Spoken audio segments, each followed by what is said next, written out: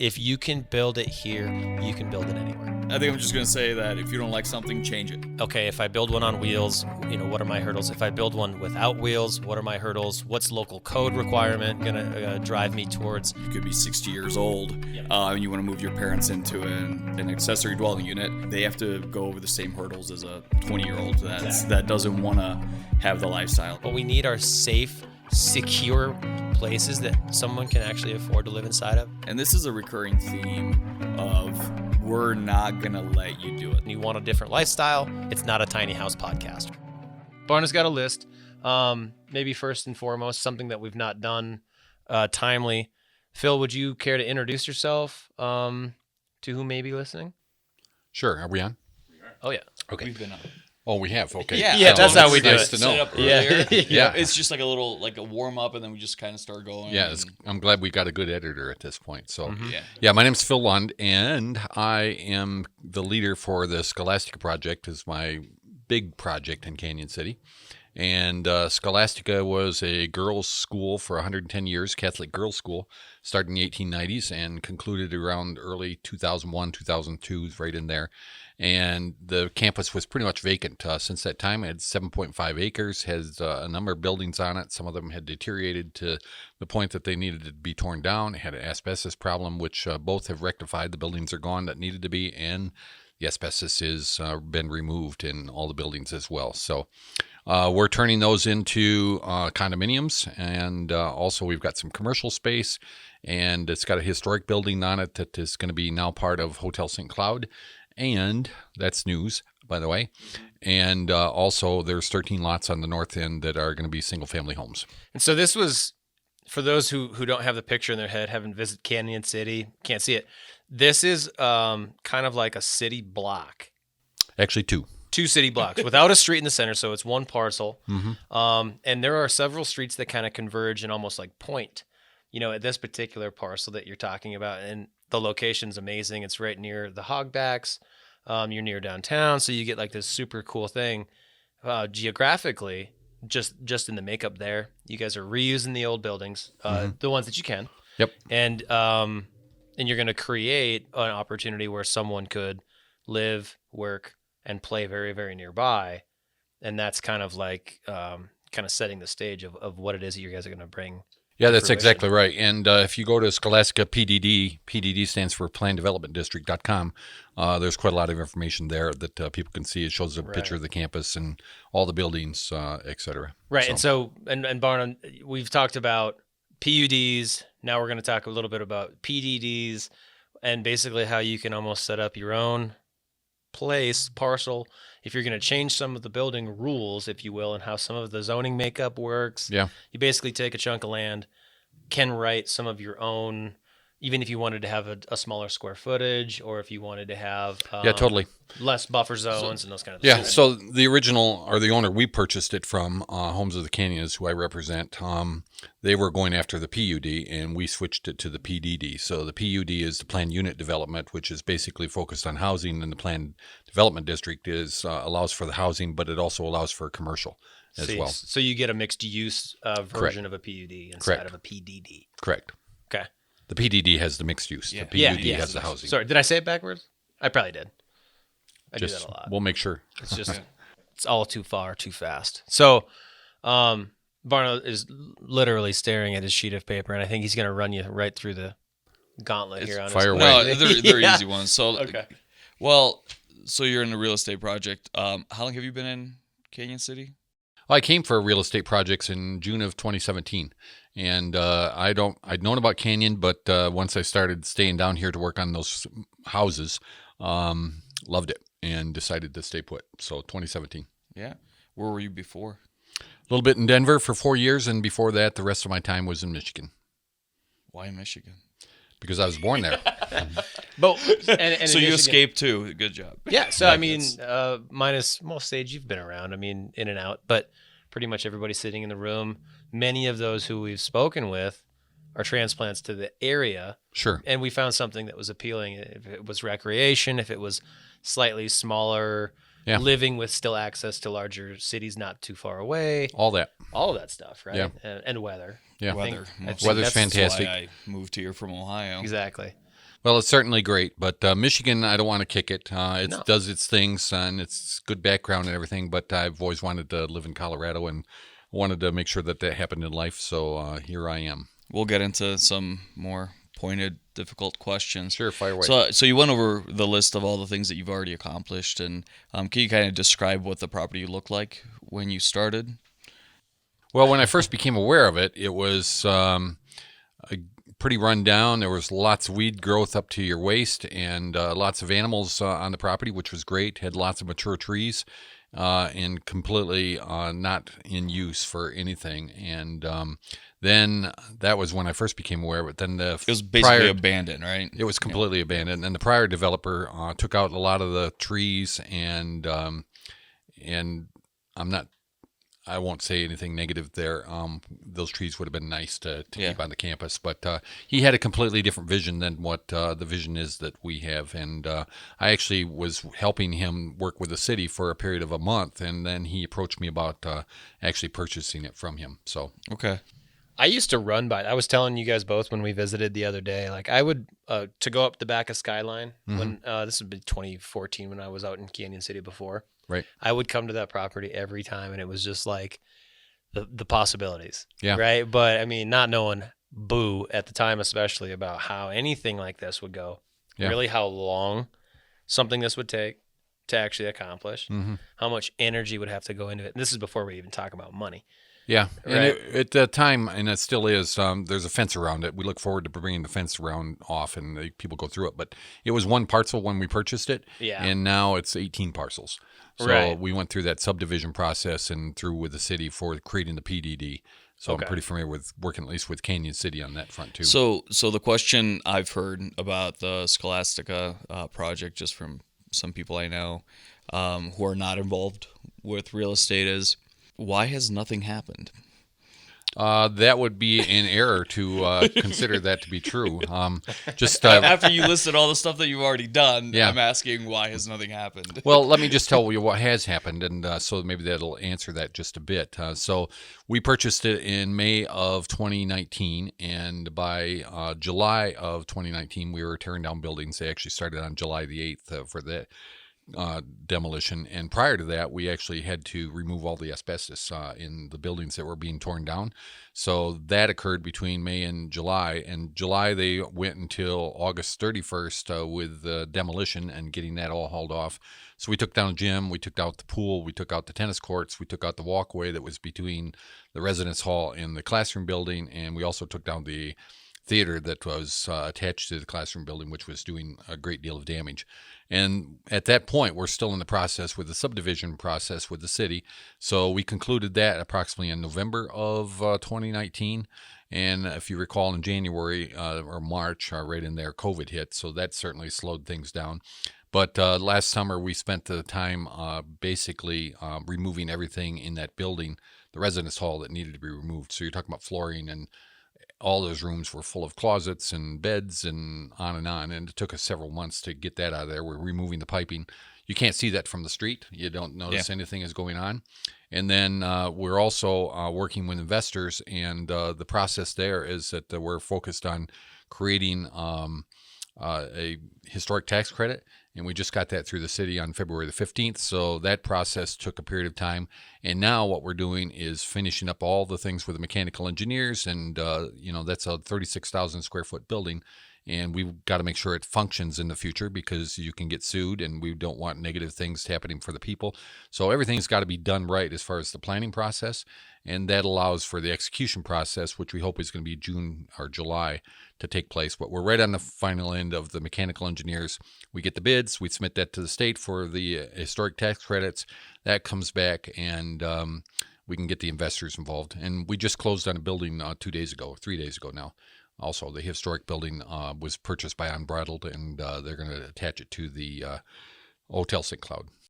Okay. There's another method of financing, which is the tax increment financing. TIF, yeah. And that, what's the process with that? Because that was in the paper in Canyon City, and people read that, and then they called me with questions.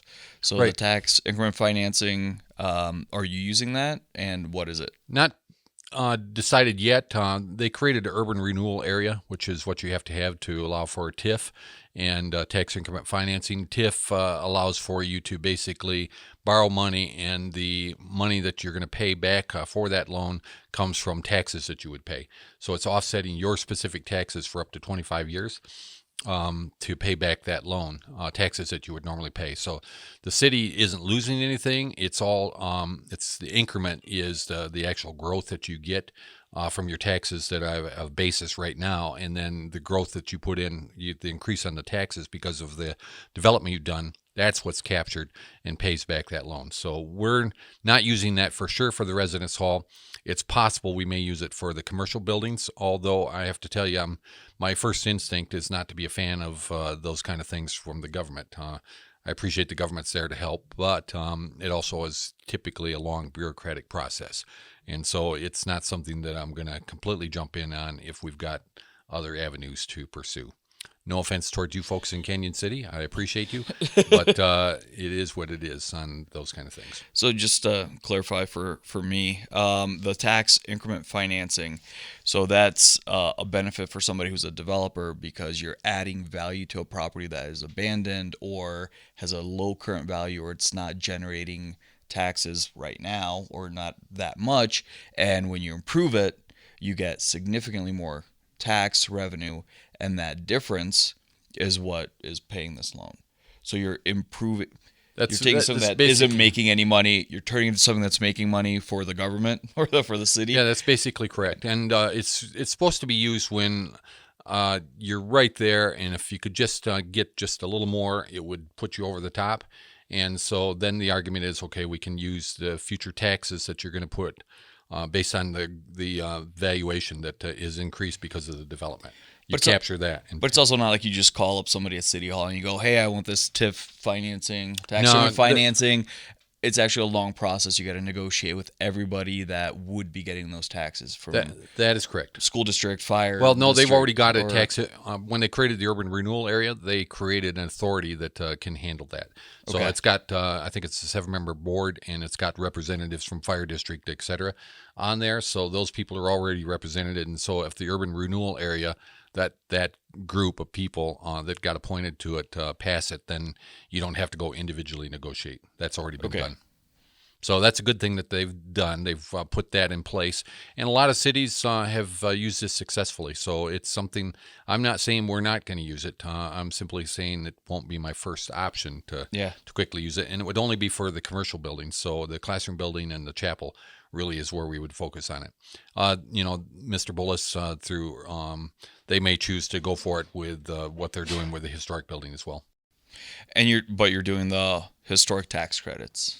Yes, we certainly are doing those. And there's 2 levels of that, correct? Well, there's federal and state. Yeah.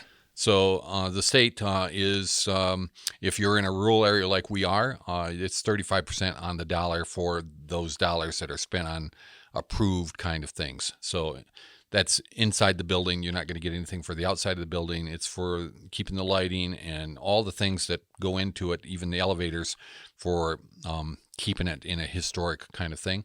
And then there's 20% that's available on the federal side, and that also is it's the same process that you go through, but you have to amortize that over 5 years, so you can't pull it down. You get 20% of that 20% per year is what you get. And you have to own that property that you have that we're using historical tax credits. You can't sell it right away. It's as long as it's the same entity. So if you had an LLC, you can conceivably sell the LLC, and this LLC continues to own it. Okay. So this is something that the investors are wanting because they tend to be wealthy for the dollars that we're talking about, and so tax credits are something that is a real benefit for them. So that's the interest in making this happen, so future investors can take advantage of that. That's good to know. Well, and like we've talked about a number of times, right? Like the government, our government, generally creates tax law to incentivize people who are wealthy, right? And so they're incentivizing you, especially in real estate. And reinvestment, right? Inside of infrastructure or opportunity zones, all kinds of things. And so oftentimes, though, at least in my experience thus far, is that people who don't know that was written to be that way, they like to call them loopholes, right? And what they're not are loopholes. They are actual mechanisms built by the government to incentivize capturing people's investment. Right. And that's one thing where I always kind of come back to that, where I'm like, we need to make sure that we're explaining that this is just how it works, and that's actually an incentive from the top down. Right. It's a tool. Yep, it is a tool. And philosophically, I'm opposed to the government picking winners and losers. Yeah. So I was heavily involved, quite frankly, with Renaissance zones in Michigan. And Renaissance zones were coming into an area you had to compete to get labeled that. But I and one other guy was the lead person for a 2-county area to get those in there. And so we had focused on a specific kind of business that we wanted to pursue, which was value-added agriculture, because we had a lot of ag in the area. And so often they just sell their crop and it goes someplace else, and they add value to it, whether they put it in a can or whatever they do to it. And so we pursued that with that, and we were successful getting 6 Renaissance zones, 3 different ones for the 2 counties, and they turned out great. For 15 years, they waive property tax, all those things. So a government going into that doesn't get the benefit of those taxes for 15 years, but once those expire, all of a sudden it rises right up, and there you get those tax benefits. Mm-hmm. That was in the 90s, and so every community is getting the full benefit of those tax benefits, which included a gas company that was producing electricity, significant taxes that were there. But this is also the argument against places like Walmart, where a Walmart comes into a small town, they get the 10-year or however many years of basically tax abatement just to get Walmart in, and then after the tax abatement is over, they shut it down and move to another town or move somewhere else where they get that again. So whatever the rules are, you can't abuse them. That's right. You just have to know what they are. Yeah, absolutely. And I don't think I would be in favor of that scenario that you just talked about. I think that's competing against the local rural area, and Walmart's got sufficient enough business to compete fully without those kind of things. So, the people try to create jobs, and sometimes it works and sometimes it doesn't as far as tax credits.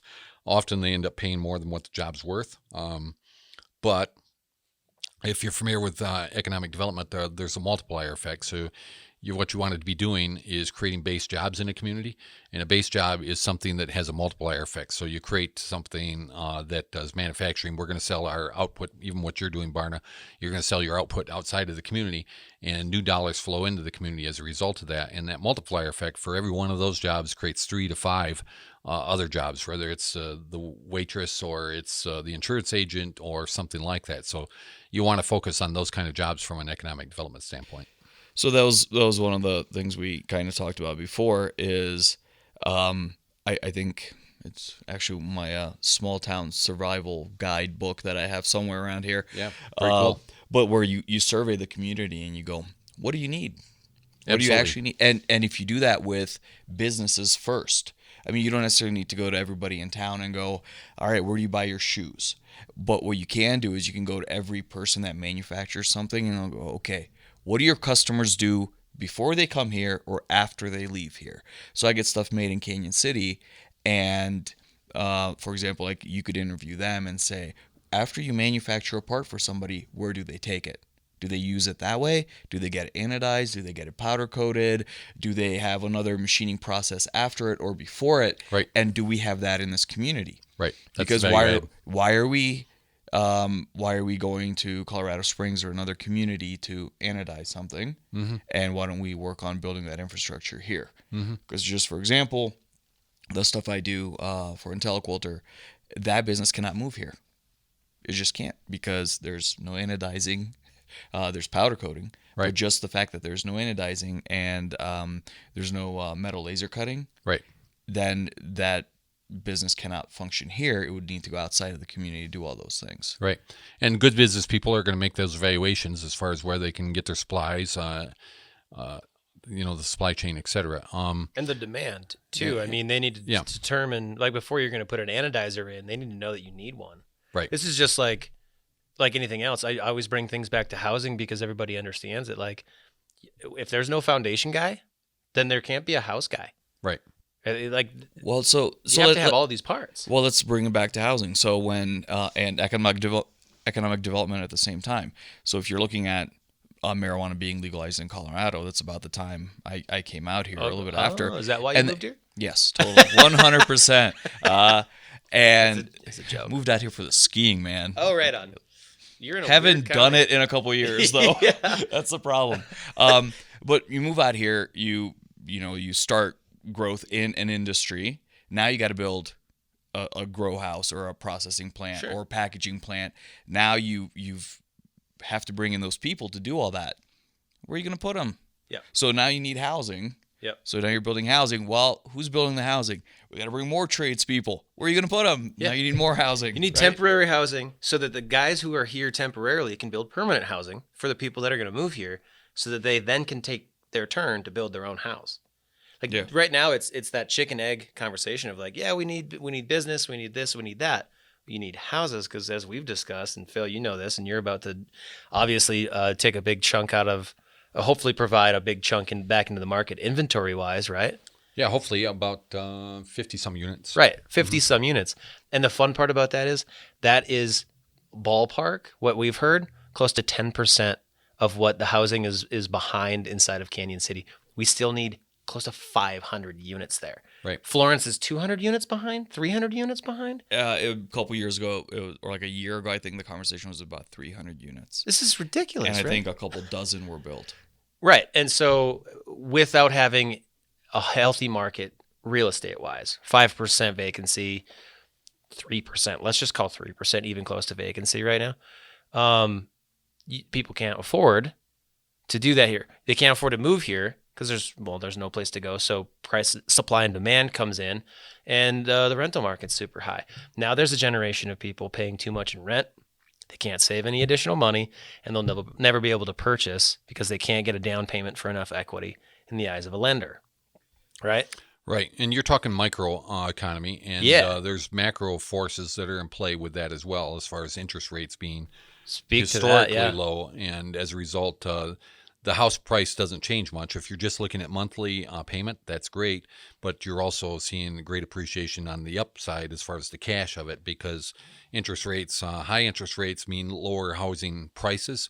And those two go hand in hand. And so from a macro economy, the interest rates are low. We're catching that houses are certainly appreciating here. And then the forces of people wanting to get out of Dodge as far as Denver or other major cities at this point and coming to a small town environment, which is fantastic, I might add. And so the demand is super high.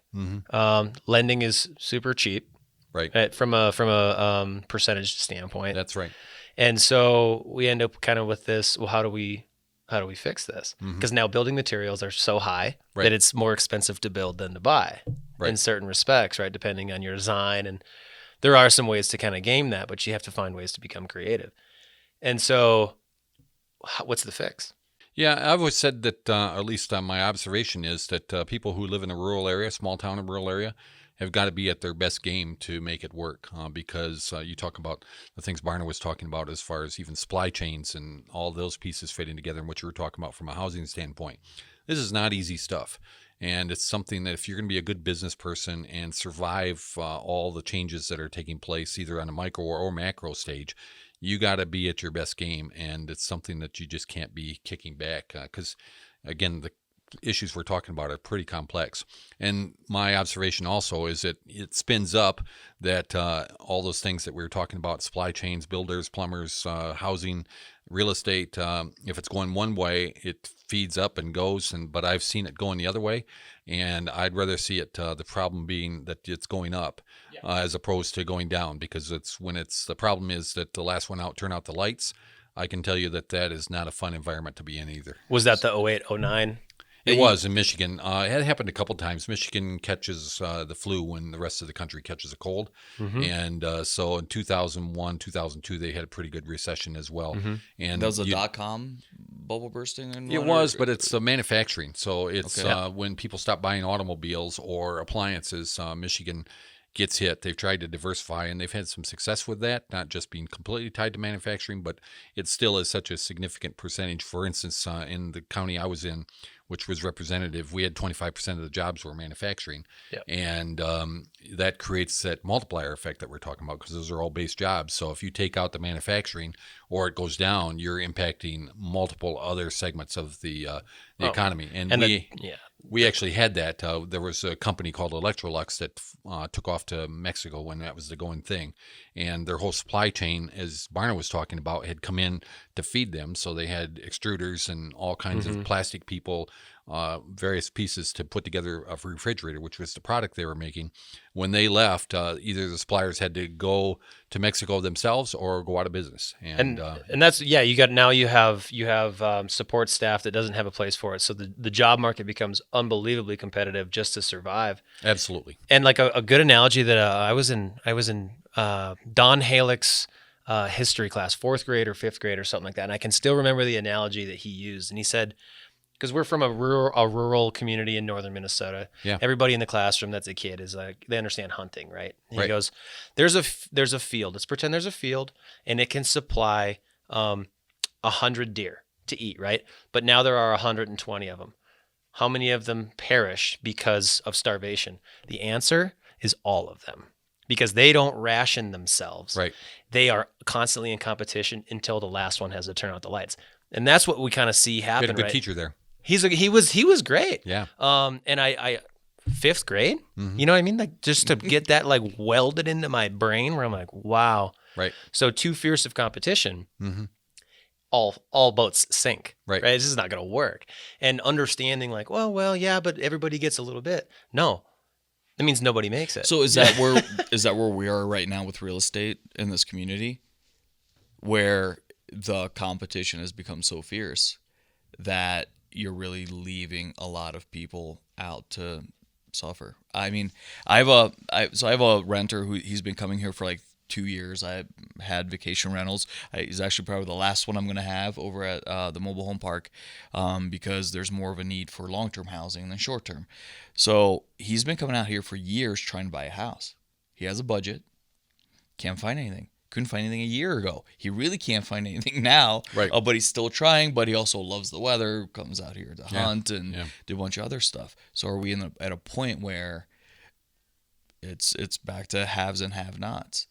You know, it could change all in a year for sure if the housing market crashed like it did in 2008. But my understanding is that the market is not many houses out there, like 35, 40, 50, I think at max for the whole of Fremont County. As far as for sale. Sounds right. And so people are staying put as well. I mean, the weather and all the great things that we know about Fremont County as far as a place to stay means also people aren't putting their property up for sale, even though they probably could get their maximum price on the property that as far as their time period of owning the thing. Because they can't replace that house unless they leave the area. Right. Yeah. Like you got to go. If you're selling your house, you have to go. Yeah. It's just, it's kind of crazy to think that that's where we are. So now you got a load of real estate agents that 6 to 12 months ago were absolutely slaughtering it, but now there's no inventory. Right. So they have no products to sell. Yeah.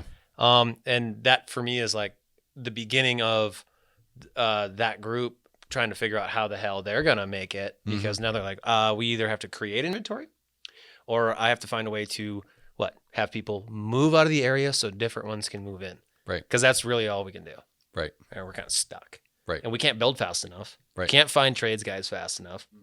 Can't find enough concrete guys. We can't bring them in. So there's a lot of there are a lot of good things happening here in Florence. At Emergent, and a lot of jobs are coming in. Like where do you put them? Yeah. Same thing. Like, okay, I need a framer. So where's that guy gonna go? Well, everybody's got to be involved with making that transformation as well, and including city governments or governments in particular. They, in a situation like this, and they should all the time, in my viewpoint, not view themselves as a gatekeeper that you got to get through us to get a permit, but they need to be a partner in the progress and the growth. And that's really just a cultural mindset. Because a government that is working to help and get the building permits out and make sure that we make it really fast, that if there's a new subdivision happening, that we can get that on the market. And if they view themselves as the gatekeeper, that you've got to get through our gate to get that, I'll tell you, they cost thousands upon thousands of dollars, and they frustrate the situation to no end that even developers say it's just not worth it. So, Developers and builders will both walk away from an area where that's Absolutely. the mentality, right? And Lester had similar things to say about how he believes our local government should behave and operate, and what its Right. motives should be, right? right. Follow us, like us, share, subscribe. Follow us on YouTube, Instagram, Facebook, or wherever you consume your podcast.